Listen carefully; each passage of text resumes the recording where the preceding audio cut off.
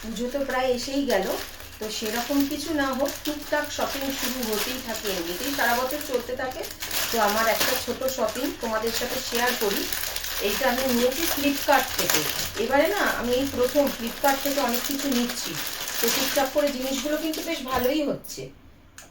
এইটা হচ্ছে একটা সেট, এই দেখো, এটা তোমাদের কেমন লাগে দেখো। এইটা এর ওড়না, এই যে এইটা এর ওড়নাটা, আর এই হচ্ছে প্যান্ট। প্যান্টের এই জায়গাটা দেখাতে বলবো।